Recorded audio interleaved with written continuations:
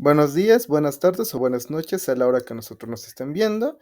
El día de hoy mi compañero Ángel Giovanni Legorburo Medrano y su servidor Reinaldo López Santiago les explicaremos un hermoso viaje llamado Pensamiento, Lenguaje y Presentación. De paso, si es posible, si quieren aprender más con nosotros, pueden seguirnos en nuestro canal de Aprende Neuro, donde podrán encontrar cosas sobre embriología, neurociencias en general y bioestadística. Empecemos.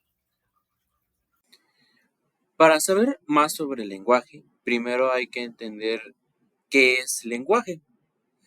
El lenguaje es una capacidad única del ser humano que permite codificar ideas y transmitirlas a otras a través de símbolos como palabras orales o escritas o signos.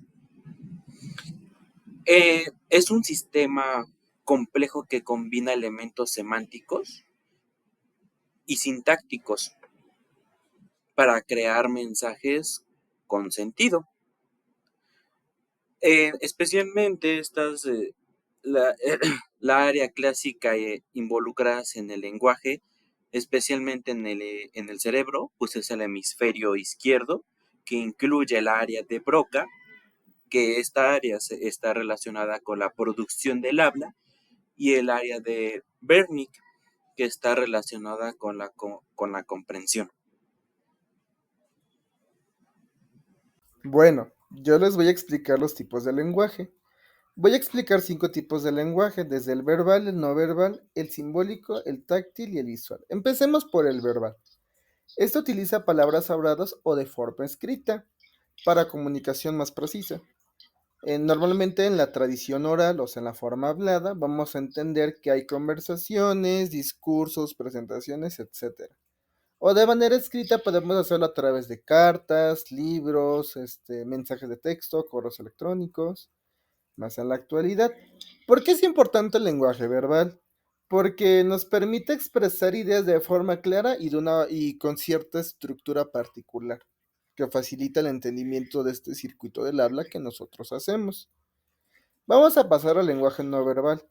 Aquí vamos a incluir signos, señales que no usan palabras como gestos, posturas, expresiones, el contacto físico, obviamente, el contacto visual, movimientos corporales y el uso de espacio. Este tipo de lenguaje puede complementar o inclusive puede llegar a contradecir el lenguaje verbal. Un ejemplo muy claro de esto es cuando, por ejemplo, vemos una disculpa ya sea en persona o en un video y ves que la persona tiene gestos en su cara que no concuerdan con lo que está diciendo. O el típico ejemplo que dan que de que, es que tiene los brazos cruzados y no le interesa lo que tú estés diciendo.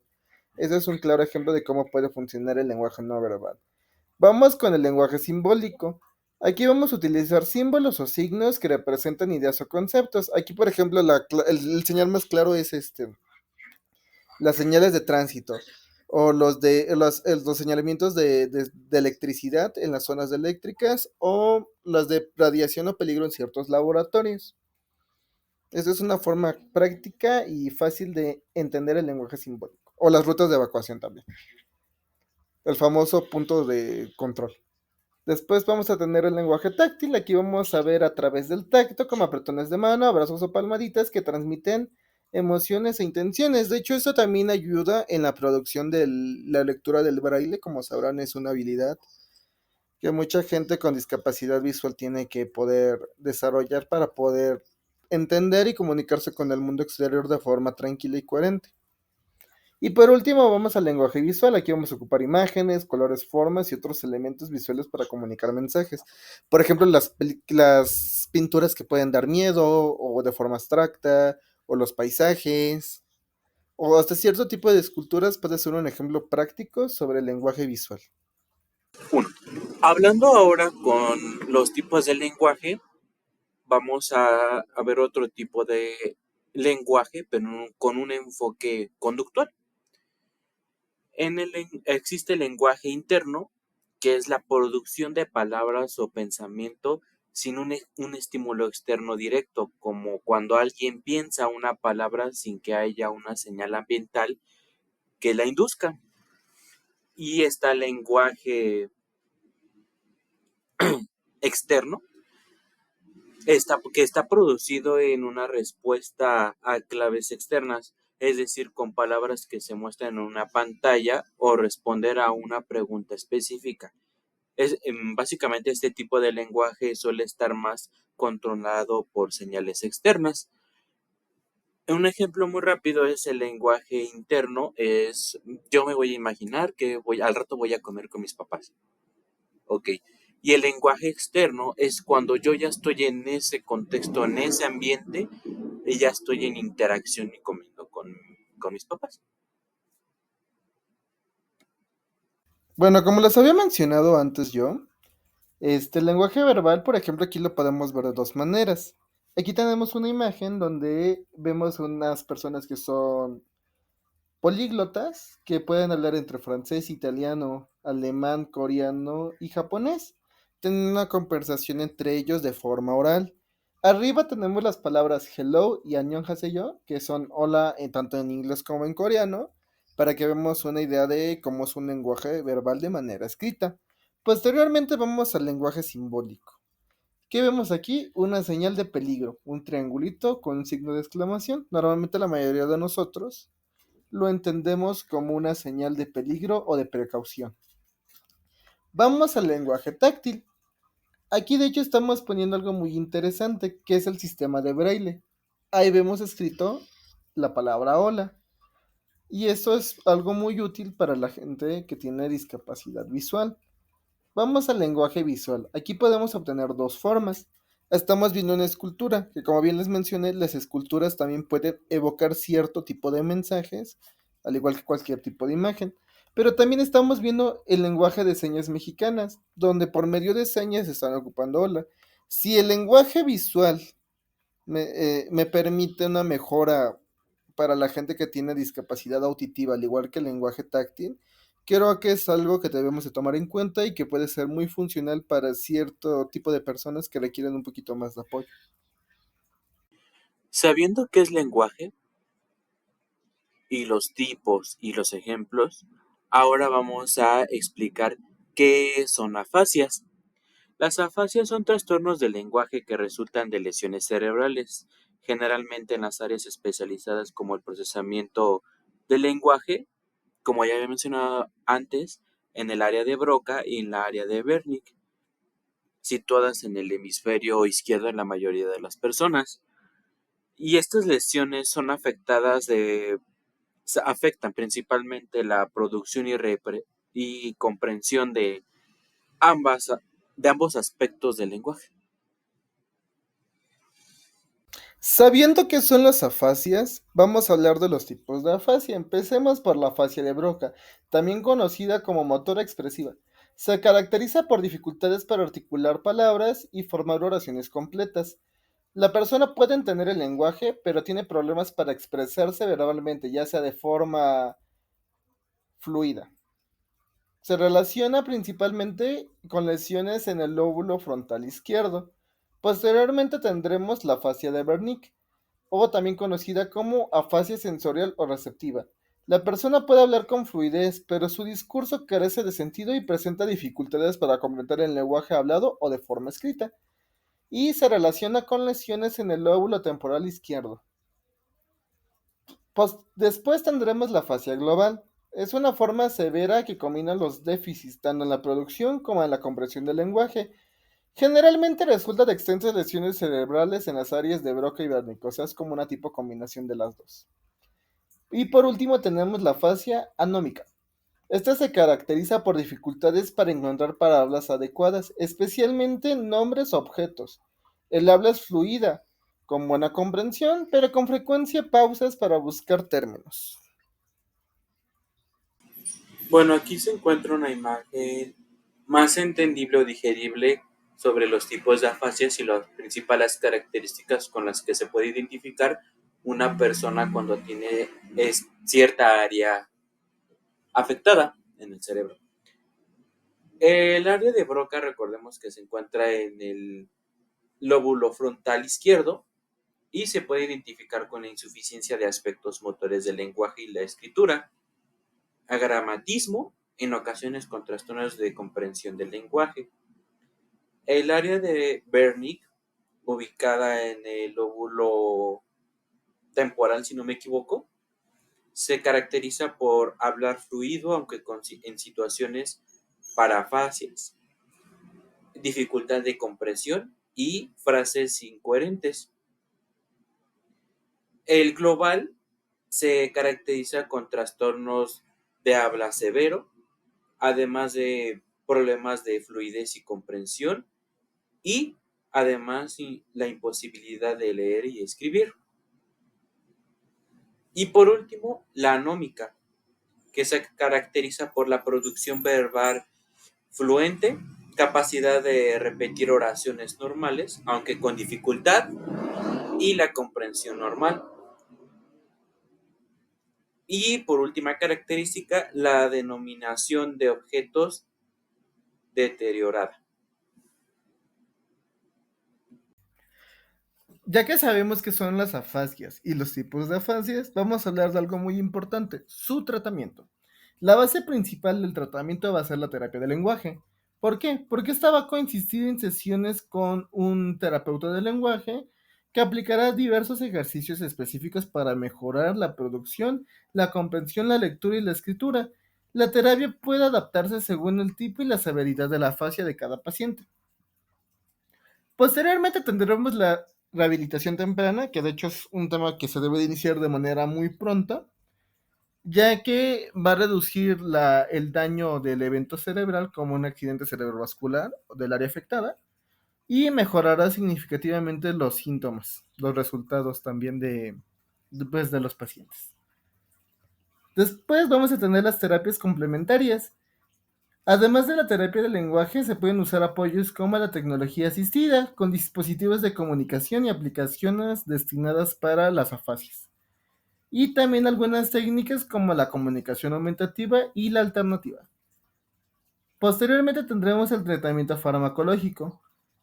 Ciertos medicamentos deberán ser usados para tratar los síntomas relacionados para mejorar la plasticidad cerebral, en la combinación con la rehabilitación. Recordemos que el enfoque principal de todo el tratamiento de las afasias es la terapia del lenguaje. Y finalmente requeriremos apoyo psicológico y social para manejar las consecuencias emocionales y sociales de la afasia. Todo este conjunto de tratamientos que acabo de describir van a permitir la mejora en la calidad de vida de un paciente. Aquí podemos observar la terapia en la imagen izquierda. En la derecha podemos observar la medicación que será necesaria en ciertos casos para mejorar la plasticidad cerebral. Y finalmente aquí podemos observar una imagen de un accidente cerebrovascular. Otro tema importante, además de conocer el lenguaje y afasias, es el trastorno del pensamiento, que nos dice que son alteraciones en la manera en que una persona organiza, procesa y expresa sus ideas y pensamientos. Principalmente estos trastornos afectan el contenido, la forma y la velocidad del pensamiento, que pueden manifestarse en diversos patrones anormales que dificultan la comunicación y la interacción social. Ahora que mi compañero Giovanni les explicó que es un trastorno del pensamiento, yo les voy a explicar los tipos de trastornos del pensamiento que hay. Empecemos con los trastornos formales del pensamiento. ¿Qué son estos? Son alteraciones en la forma o en la estructura del propio pensamiento, más que en el contenido. Algunos ejemplos más puntuales son los siguientes. Uno, la fuga de ideas. Pensamientos acelerados que suceden rápidamente dificultando la concentración. Después podremos observar la de pensamiento tangencial, respuestas o ideas que se desvían del tema principal y no llegan al objetivo de la comunicación. Posteriormente podemos observar la circunstancialidad, donde se incluirá una cantidad excesiva de detalles innecesarios antes de llegar al punto central de la conversación o del pensamiento. Luego podemos ver el bloqueo, que es una interrupción súbita del pensamiento o discurso sin razón aparente. Y finalmente la perseveración, una repetición persistente de una palabra, frase o idea. Otro de los tipos de trastornos del pensamiento está relacionado con el significado o el contenido que las ideas tienen para las personas, que incluye el delirio. que nos dice las creencias falsas, fijas o modificables, incluso frente a la evidencia contraria, y las ideas obsesivas. Es el pensamiento repetitivo que causa ansiedad y son difíciles de controlar. Está el trastorno de ritmo y velocidad de pensamiento, que es el taquisiquia, que nos dice el pensamiento de alta velocidad que dificulta la expresión verbal coherente, y la bradisiquia es la lentitud extrema del proceso del pensamiento. Ahora que conocemos sobre los trastornos del pensamiento y los tipos de trastornos que hay, vamos a hablar sobre un posible tratamiento. Es importante entender que una entrevista clínica estructurada es crucial para el diagnóstico de cualquier trastorno u afección que existe en general. Primero que nada, una entrevista clínica estructurada es fundamental, ya que permite explorar el contenido y la forma del pensamiento del paciente. Se indaga sobre la coherencia, la lógica, la velocidad y la presencia de ideas delirantes o de forma obsesiva. Posteriormente vamos a obtener una observación de forma directa. El profesional evalúa el lenguaje del comportamiento y la expresión emocional del paciente. Esto ayuda a detectar posibles anomalías en el pensamiento. Después se realizarán pruebas psicométricas, utilizando algunas escalas o test específicos que podrían ayudar a medir la severidad y el tipo de alteración del pensamiento. Y finalmente vamos a contratar la historia clínica. Esta se va a analizar de forma personal y familiar para entender mejor el contexto del trastorno y descartar causas orgánicas o neurológicas. Sabiendo las posibles evaluaciones de los trastornos del pensamiento, ahora vamos a mencionar posibles tratamientos. Primero está la psicoterapia. Básicamente es la terapia cognitivo-conductual que nos ayuda a modificar patrones de pensamiento distorsionado, especialmente en casos de delirio e ideas obsesivas. Otro tratamiento sería la farmacoterapia. Básicamente son medicamentos como antidepresivos, ansiolíticos, antipsicóticos, que pueden ser necesarios para controlar síntomas psicóticos o emocionales asociados. Está otro tipo de tratamiento que es la intervención multidisciplinaria, que es la integración de psiquiatras, psicólogos y otros profesionales para abordaje integral. Y está la rehabilitación psicosocial, que básicamente es el apoyo de habilidades sociales y comunicación para mejorar la funcionalidad del paciente.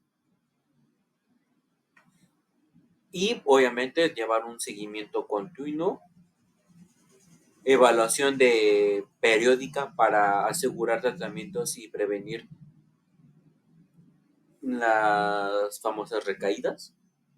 Y como nota, la combinación de estas estrategias dependen del tipo de gravedad del trastorno del pensamiento, así como las características particulares de cada paciente, de cada sistema, de cada ambiente. O sea, es una manera independiente que se debe que tener muy considerado. Por eso ponemos que es un posible tratamiento, porque puede variar de acuerdo a nuestro tipo de paciente. Para realizar esta exposición nos basamos en la bibliografía de el libro de Fisiología de la Conducta de Carson, especialmente del capítulo Comunicación Humana, y el libro de Principios de Neurociencia de Kandel, donde nos basamos en los capítulos 59-60. Esto sería todo. Muchísimas gracias. Espero que les haya gustado esta presentación de pensamiento, lenguaje y representación. Hasta la próxima.